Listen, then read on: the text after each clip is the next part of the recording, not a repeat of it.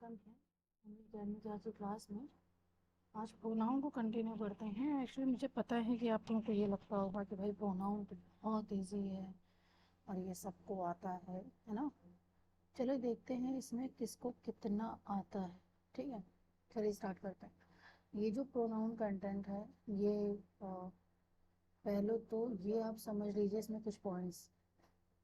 ये प्रोनाउन, ठीक है, इसमें क्या है कि पहला रूल है कि अगर बी है, बी की फॉर्म दी है, उसके बाद आपको सब्जेक्टिव केस का यूज करना है। कौन से केस का? सब्जेक्टिव केस का। ठीक है, फॉर एग्जाम्पल मैंने देखिए लिख रखा है, it was it was me who had brought you home. ये मैं था जो तुम्हें घर लेके आया। ठीक, तो आपको पहली चीज तो ये पता होनी चाहिए कि वॉज क्या है, मतलब बी की फॉर्म कौन कौन सी होती है ना। तो बी की फॉर्म कौन कौन सी होती हैं? बी की फॉर्म होती हैं इज, लिखने में दिक्कत हो रही है, मैं ऐसे बोल रही हूँ, is am are was were, है ना। बी की फॉर्म कौन कौन सी होती है? Is am are was were. ठीक, बी बीइंग बीन भी होती हैं, है ना। पहला एग्जांपल क्या लिखा है? It was me who had brought you home. अब इसमें देखिए ये जो मी दिया हुआ है, इसको मैं आपको बताती हूँ। ये जो मी दिया हुआ ये क्या है? ये कौन सा फॉर्म है? ये मी कौन सा फॉर्म? ये आप कहेंगे कि सर ये मैम ये ऑब्जेक्टिव फॉर्म है। और अगर ये ऑब्जेक्टिव फॉर्म है तो हमें इसके बाद सब्जेक्टिव केस का चाहिए। किसका सब्जेक्टिव केस चाहिए? हमें मी का सब्जेक्टिव केस चाहिए ना। तो मी का सब्जेक्टिव केस क्या होगा? मी का सब्जेक्टिव केस होगा, सेकेंड, मी का सब्जेक्टिव केस होता है आई। तो मी का सब्जेक्टिव केस हम लिखेंगे यहाँ पर आई, है ना। It will be the correct answer. ठीक, ये आपका यहाँ पे करेक्ट आंसर होगा। इट वॉज आई, जैसे से हम कॉमन लैंग्वेज में बोलते हैं, पूछते हैं हु इज दिस, तो आप बोलते हैं इट्स मी, है ना। इट्स मी ये गलत है, आपको बोलना है इट्स आई। कॉलिक्वल लैंग्वेज में इट्स मी चल जाता है, बट ग्रामेटिकली ये फॉल्ट है, गलत है, ऐसे नहीं बोलना चाहिए, है ना। नेक्स्ट चलिए आइए, ये क्या है? वर्ब अगर आता है तो उसके बाद प्रोनाउन का ऑब्जेक्टिव केस आएगा। देखिए ये वर्ब है, और वर्ब के बाद जब भी प्रोनाउन का कोई केस आएगा तो वो ऑब्जेक्टिव फॉर्म में आएगा। नीचे दिया है she scolded you, sorry, she scolded you and I. अब इसमें क्या हमने बोला कि वर्ब के बाद आपका ऑब्जेक्टिव केस आना चाहिए। चलिए यू का ऑब्जेक्टिव और सब्जेक्टिव तो सेम होता है ना। What about this? अब आई का क्या करें भाई? शी क्या है आपका सब्जेक्टिव केस है, स्कोल्डेड आपको वर्ब मिल गया। अब इस वर्ब का आपको क्या चाहिए? इस वर्ब का आपको एक अच्छा सा मतलब सॉरी उसका ऑब्जेक्ट चाहिए। तो यू तो मिल गया, अब आई का ऑब्जेक्ट क्या होता है? आई का ऑब्जेक्ट मी होता है ना। तो यहाँ आपको क्या लिखना है? यहाँ आपको मी लिखना है। ठीक, अब आपका मी करेक्ट आंसर होगा। यहाँ पर आपको मी ध्यान देना है। ऐसा नहीं है कि एक जगह लिखा हुआ है ऑब्जेक्टिव केस तो दूसरे को हम इग्नोर मार दें, यहाँ पर मी होगा। ठीक, रूल नंबर 3 आइए। रूल नंबर 3 में दिया है कि प्रेपोजिशन, प्रेपोजिशन के बाद हमेशा हमेशा हमेशा ऑब्जेक्टिव केस आता है, सब्जेक्टिव केस नहीं आता। ठीक, क्या दिया है? She mocked at he and me, she mocked at he and me. तो अब ऑब्जेक्टिव केस चाहिए, तो यहाँ पर एक सेकंड में इसको रब कर दूं, नहीं रेज हो रहा। हाँ, ये दिया she mocked at he and me, objective case चाहिए। मी तो ऑब्जेक्टिव फॉर्म में है, समझ में आ रहा? मी आपका ऑब्जेक्टिव फॉर्म में है। ऑब्जेक्टिव फॉर्म में क्या नहीं है? देखिए इस एग्जांपल को ढंग से, she mocked at he and me, इसमें आपका ये जो मी दिया है ये ऑब्जेक्टिव फॉर्म में दिया है, बट ये ही आपका ऑब्जेक्टिव फॉर्म में नहीं दिया। इसका आपको ऑब्जेक्टिव फॉर्म क्या होगा? इसका ऑब्जेक्टिव फॉर्म होगा हिम,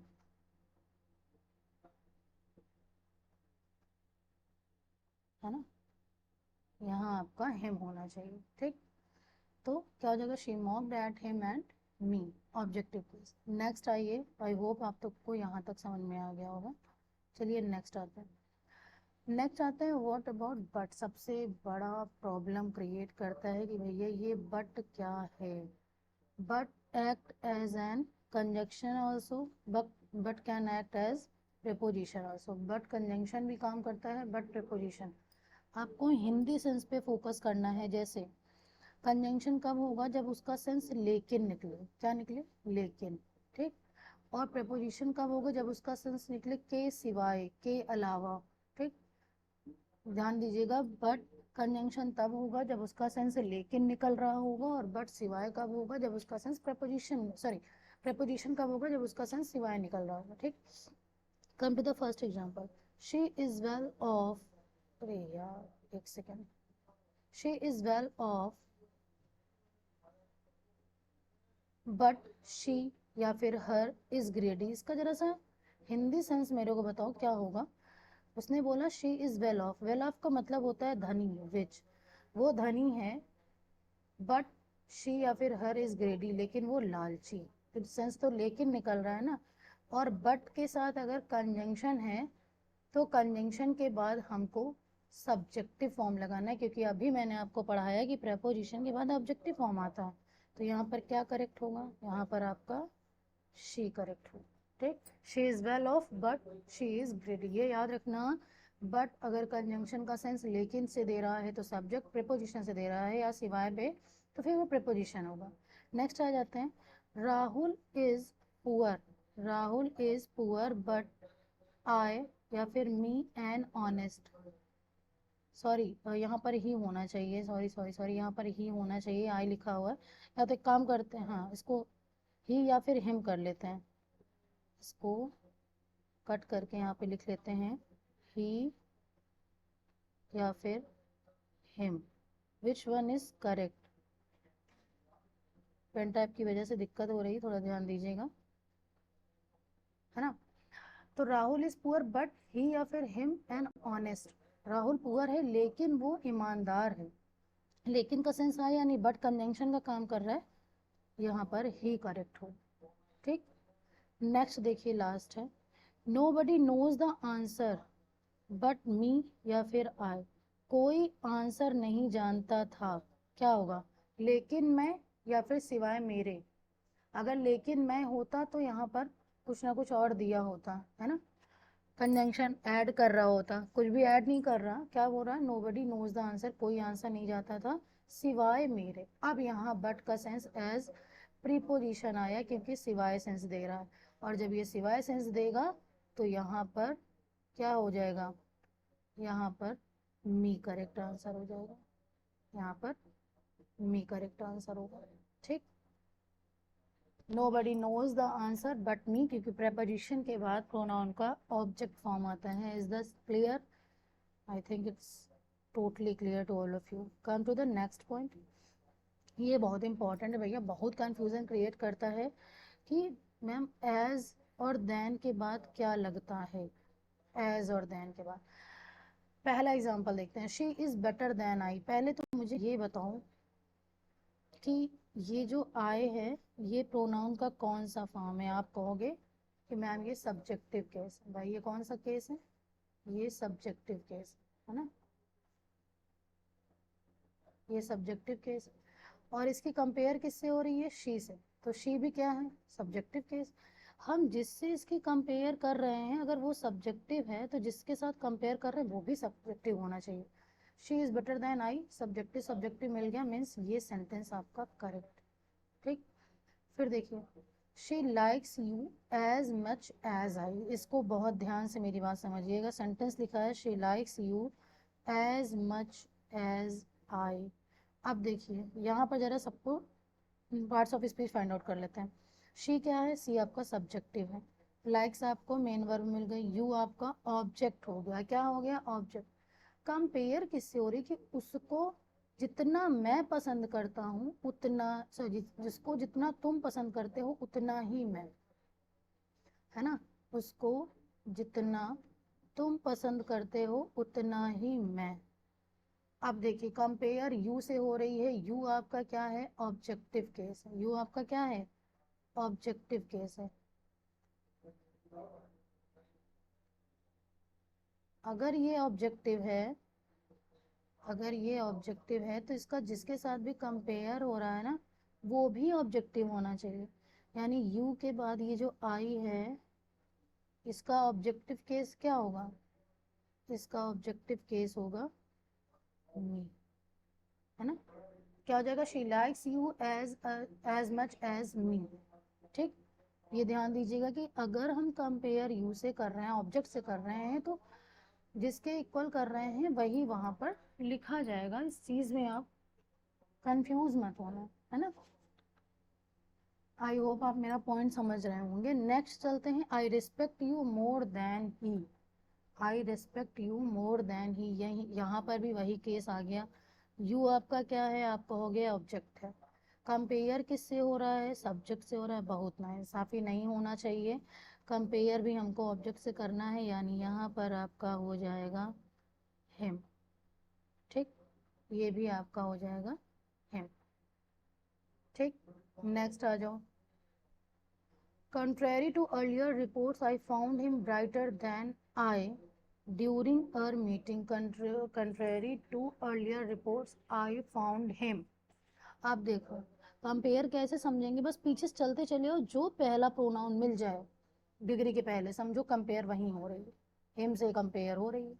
हिम तो आपका ऑब्जेक्टिव फॉर्म में दिया है, लेकिन जिससे कंपेयर कर रहे हैं उसको सब्जेक्टिव में दे रखा, गलत। अगर हिम ऑब्जेक्टिव है तो आई का भी ऑब्जेक्ट क्या बनना चाहिए, मी। ठीक, contrary to earlier reports I found him brighter than me. ठीक, ये इतना आपको समझ में आ गया। अब आ जाओ ऑर्डर ऑफ पर्सनल प्रोनाउन। ये बहुत एरर और कंफ्यूजन क्रिएट करता है। कह रहे हैं कि 1 2 3 फॉर्म होना चाहिए कि 2 3 1 होना चाहिए, क्या होना चाहिए। अगर प्रोनाउन एक ही सेंटेंस में तीनों प्रोनाउन आ जाए और किसी जनरल सेंस में दिया हो, कोई नॉर्मल बात कह जा रही है, तो उसका सीक्वेंस होता है 2 3 1। यानी पहले सेकंड पर्सन, फिर थर्ड पर्सन, फिर फर्स्ट पर्सन। सेकंड पर्सन होता है you, third person he she they it, और फर्स्ट पर्सन में आई और वी, है ना, पता ही होगा। अगर मान लीजिए इसमें 2 प्रोनाउन होते हैं, तीसरा नहीं हो गया, तो सीक्वेंस क्या हो जाएगा, सीक्वेंस हो जाएगा 2 और 1 का। सपोज करिए 2 नहीं दिया है, वैसे थर्ड और 1 दिया है, तो सीक्वेंस क्या हो जाएगा 3 और 1 का। सपोज करिए 1 नहीं दिया है, सिर्फ 2 और 3 दिया है, तो सीक्वेंस क्या हो जाएगा 2 और 3 का। ठीक, क्लियर। अगर वाइल कन्फेसिंग और एक्सेप्टिंग मिस्टेक, अगर कोई बंदा, 3 लोग हैं जो कन्फेस कर रहे हैं अपनी गलती मिस्टेक को एक्सेप्ट कर रहे हैं, तो ये सीक्वेंस फॉलो होगा 1 2 3। कैसे, पहले मैं गलती मानूंगा, फिर मैं तुमसे मनवाऊंगा, फिर उसकी गलती होगी। इंडिया में ऐसा होता नहीं है, पहले हम उस पर ब्लेम करेंगे, लास्ट में बच्चा कुछ तो कह देंगे हाँ हाँ मेरी भी गलती थोड़ी सी थी, है ना। ग्रामर कहती है कि पहले आप अपने ऊपर सब ले लो। I you and he are going to the party, कुछ कन्फेशन नहीं हो रहा है, कुछ भी मिस्टेक एक्सेप्ट नहीं की जा रही, जनरल सेंस दिया है। I you and he are going to the party, sequence होना चाहिए 2 3 1, यानी कि पहले यू, फिर ही, फिर आई। और ये जो आर दिया है इस पे आप कंफ्यूज मत हो, मैं कलर ले लूँ। ये जो आर दिया है ये ऐसा नहीं है कि ही की वजह से दिया है, ये आपको तीनों की वजह से दिया। ये भी आप पढ़ेंगे कि अगर एंड लगता है तो हम जो हेल्पिंग वर्ब लगाते हैं वो सब्जेक्ट वर्ब एग्रीमेंट का पार्ट है, तो हम तीनों के हिसाब से लगाएंगे, है ना। नेक्स्ट आ जाओ, you and I R responsible for the loss. अब तो इस सेंटेंस से कन्फेस कर रहा हूँ कि हम लोग रिस्पॉन्सिबल हैं लॉस के लिए, लेकिन हम पहले क्या कहेंगे कि पहले मैं रिस्पॉन्सिबल हुआ, फिर तुम रिस्पॉन्सिबल हो। तो सीक्वेंस क्या होगा, पहले आई आएगा, है ना, पहले आई आएगा। अरे यार, अरे यार, एक सेकंड बेटा, क्या हो रहा है। हाँ, पहले आई आएगा, इसके बाद आपको यू रखना है। ठीक, क्योंकि कन्फेशन में सीक्वेंस होता है 1 2 3 का, 3 नहीं है तो पहले आई, इसके बाद सेकेंड पर्सन। सीक्वेंस क्या हो जाएगा, आई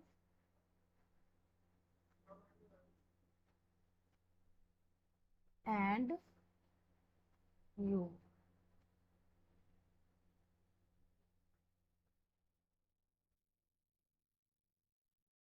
I and you are responsible for the loss.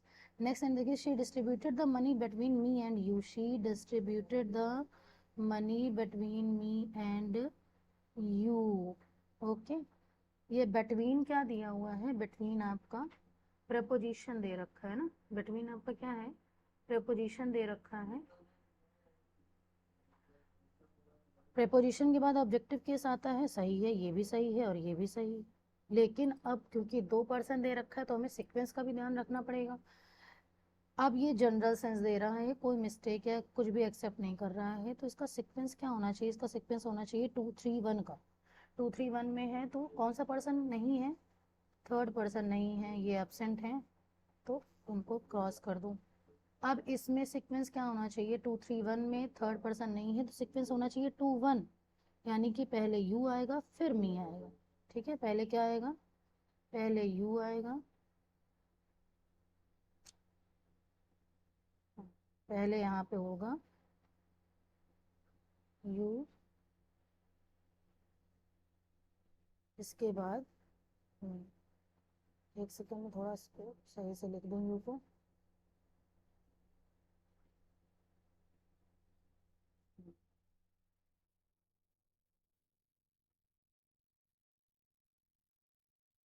ठीक, पहले यू फिर मी। ऐसा नहीं है कि अगर आप इस चीज़ को ध्यान दे रहे हैं और आपको लग रहा है कि बिटवीन मी एंड यू लिखा सही लिखा, इसमें भी सीक्वेंस आपको फॉलो करनी पड़ेगी। एरर यहाँ से भी आता, ऑब्जेक्टिव केस दिया है प्रीपोजिशन के बाद, आपने सही कर दिया, नो एरर, लेकिन यहाँ पे इस चीज़ को ध्यान देना। देखिए, ग्रामर में किसी भी चीज़ को पढ़ने के लिए फर्स्ट ऑफ ऑल आपको पार्ट्स ऑफ स्पीच की भरपूर नॉलेज होनी चाहिए। कल का वीडियो अपलोड करेंगे डिस्ट्रीब्यूटिव और रिफ्लेक्सिव प्रोनाउन के लिए। ठीक है, अगर कोई भी प्रॉब्लम हो प्लीज़ कमेंट सेक्शन में लिख कर ज़रूर देना कि क्या दिक्कत है, और अगर सब कुछ क्लियर हो तो भी बताना। ठीक, thank you for watching this video, have a nice day.